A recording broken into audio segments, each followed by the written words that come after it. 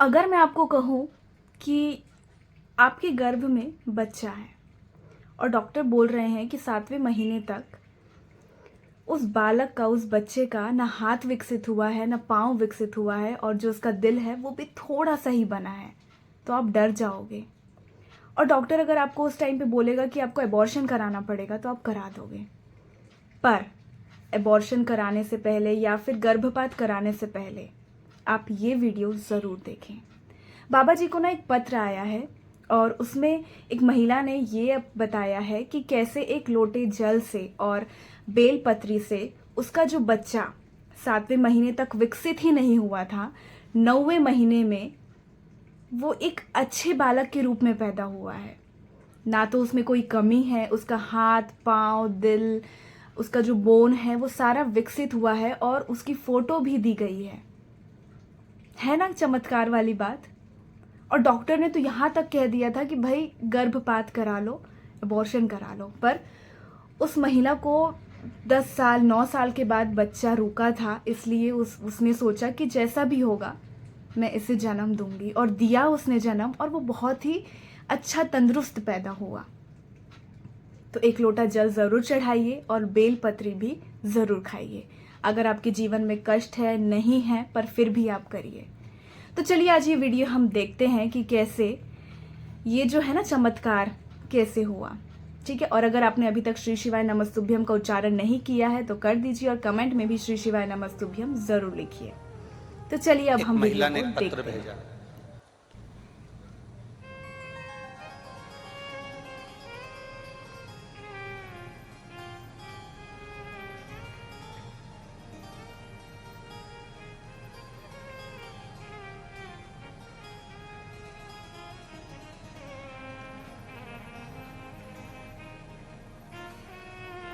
मैं seeker Rajasthan count कस्बे की रहने वाली हूं।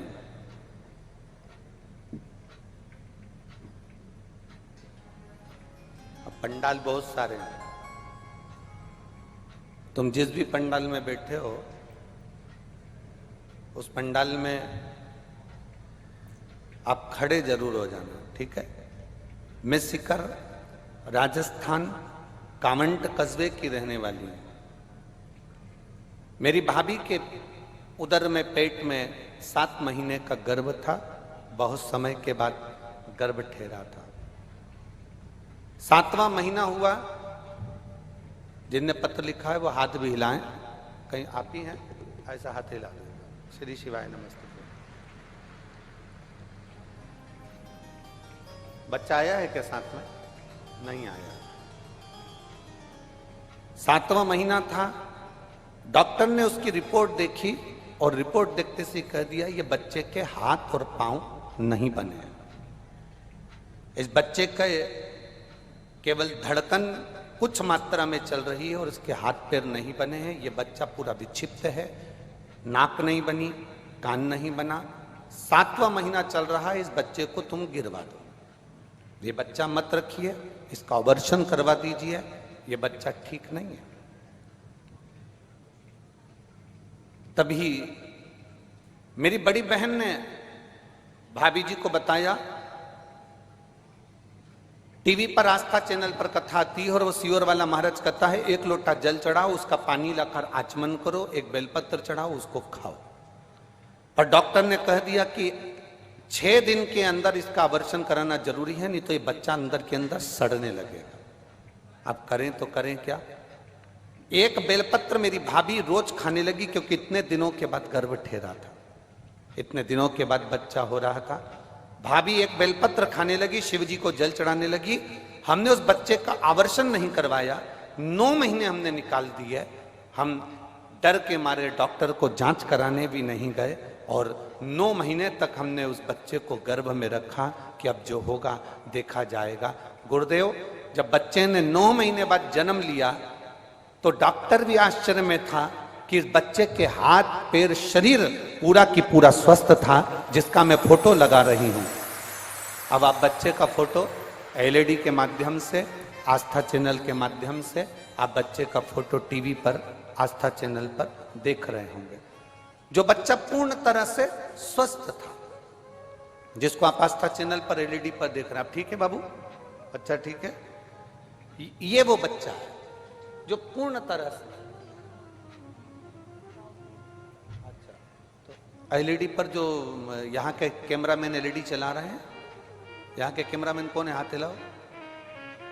एलईडी पर जो आउटपुट दे रहा है सब दूर की, यहाँ का कैमरामैन जो एलईडी पर आउटपुट दे रहे हैं वो इस फोटो को अवश्य दिखाएं।